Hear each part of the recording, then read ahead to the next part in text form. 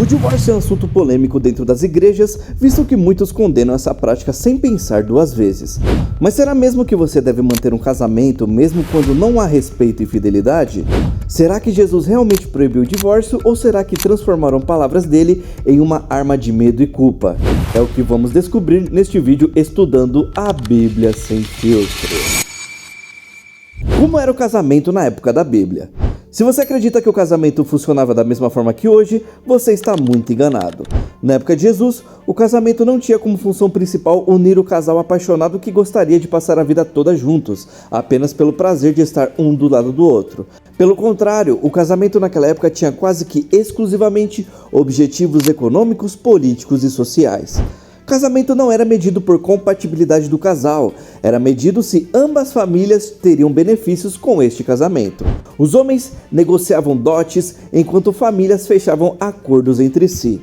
O casamento não visava beneficiar o casal, mas beneficiar as famílias envolvidas. Sendo assim, pegar o casamento daquela época e dizer que é a mesma coisa que vemos hoje é uma desonestidade histórica sem tamanho. O divórcio na lei de Moisés. Se vocês acreditam que o divórcio era proibido na lei de Moisés, sinto muito em dizer que você pensou errado. Na lei de Moisés, existe até mesmo uma carta de divórcio. Nesta carta, não há um incentivo direto ao divórcio, mas ele é reconhecido como um meio válido caso o casamento saia completamente dos eixos. Caso você tenha interesse, essa carta se encontra em Deuteronômio 24. Essa carta de divórcio visava proteger a mulher contra abusos dentro do casamento, para que, caso o casamento viesse chegar ao fim, a mulher não sofresse qualquer tipo de retaliação por parte do marido. A carta de divórcio foi escrita para proteção. O divórcio não era incentivado, mas caso acontecesse, a pessoa teria proteção contra qualquer tipo de retaliação. Era permitido casar novamente após o divórcio? Aqui está algo que muitas igrejas escondem de você, seja por maldade, mas na maioria das vezes por total ignorância. Após o divórcio, era permitido casar novamente. Vemos isso claramente por conta da carta de divórcio da lei de Moisés. Uma mulher precisava do casamento para continuar sobrevivendo normalmente no mundo daquela época. Sendo assim, caso o divórcio acontecesse, ela não só podia, como deveria conseguir outro casamento para seu próprio sustento naquela época. Aqui pode haver dois tipos de pessoas, as que acreditam que essa lei pode ser usada hoje em dia e as pessoas que acreditam que essa lei era só para a época de Moisés, portanto, casar novamente não é permitido. Vamos ver mais à frente se hoje em dia as pessoas podem casar após um divórcio, mas antes vamos esclarecer o debate que Jesus entrou. Em um determinado momento da Bíblia, Jesus e os fariseus entram em um debate sobre o divórcio.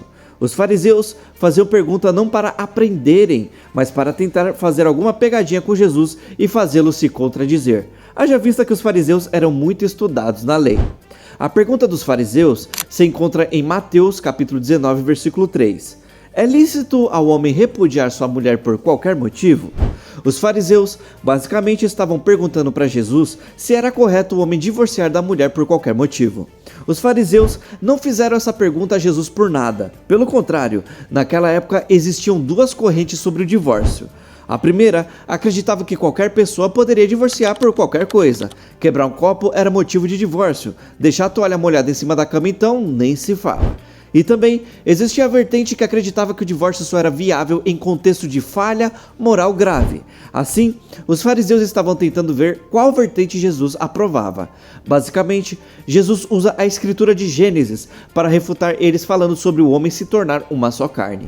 Também, Jesus não condena a lei de Moisés e explica que o divórcio era permitido porque o coração do homem é duro e egoísta. Em Mateus 19:9, vem o versículo onde Jesus diz qual situação o divórcio pode ser permitido. Vamos ler juntos. Eu vos digo, porém, que qualquer que repudiar a sua mulher, não sendo por causa de fornicação, e casar com outra, comete adultério, e ao que casar com a repudiada, também comete adultério. Neste caso, Jesus explicitamente diz o motivo plausível para o divórcio, que seria a fornicação, que neste caso é usado o termo grego porneia, que significa imoralidade sexual ou adultério espiritualmente falando também, mas que não convém neste caso. O que Jesus realmente criticou? Jesus, falando com os fariseus, não criticou o divórcio, pelo contrário, não tirou a razão de Moisés e também repudiava a dureza do coração das pessoas. O problema não era o divórcio, mas tratar as pessoas como descartáveis. Jesus fez uma crítica que defendia as pessoas divorciadas de ficarem à mercê do mundo, sem qualquer tipo de rumo. Jesus não aprovava que as pessoas criassem laços matrimoniais e simplesmente se separassem por motivos banais para que a pessoa sofresse sem amparo. Mas também, em caso de falha moral grave, a prática do divórcio era aprovada. O outro motivo aprovado para divórcio. O apóstolo Paulo também deixou em sua carta de 1 Coríntios 7 um motivo válido para que o divórcio acontecesse. Ele diz: se o cônjuge abandona, o outro não está preso.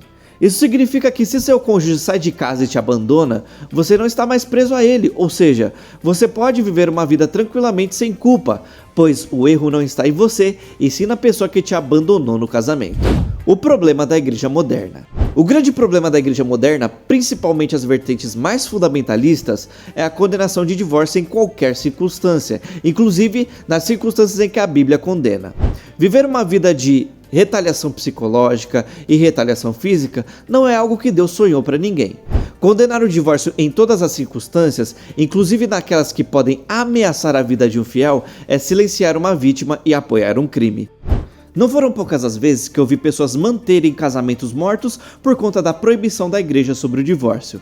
A Bíblia permite sim o divórcio e deve ser usado não como um plano A para qualquer coisa que acontecer, mas como um artifício legítimo que não vai te levar a uma condenação eterna caso seja necessário divorciar. Eu vou te falar o que o teu pastor não tem coragem de dizer. Se você foi traído ou traída, o divórcio é permitido. Se você foi abandonado inúmeras vezes, o divórcio é permitido. Se você sofre retaliação física ou psicológica, o divórcio é permitido. Você pode até me dizer que a Bíblia não é explícita em dizer que o divórcio é permitido em casos de agressão física ou psicológica, mas a mesma Bíblia tem um salmo que diz: livrai os oprimidos das mãos dos opressores. Ninguém merece uma vida de opressão. Se Jesus veio nos libertar do opressor, por que devemos continuar uma vida de opressão? Só porque a igreja quer? Claro que não. Divórcio é permitido sim biblicamente, e quem rejeita isso não é só um analfabeto bíblico, mas também um cúmplice de crimes físicos e psicológicos. Talvez o maior pecado não seja o divórcio, talvez o maior pecado seja obrigar alguém a viver o inferno em nome de uma falsa santidade. Agora eu quero saber de você, a igreja trata o divórcio como Jesus trataria? Deixa aí seu comentário. Também, se você estiver passando por alguma situação confusa no casamento, como um casamento conturbado e não sabe como resolver, escreva um e-mail anônimo para o primeiro e-mail da descrição que seu relato poderá virar um vídeo que pode ajudar milhares de pessoas. E digo mais uma vez, divórcio é permitido. Não tenha medo de descobrir a verdade, porque aqui a gente estuda a Bíblia sem filtro.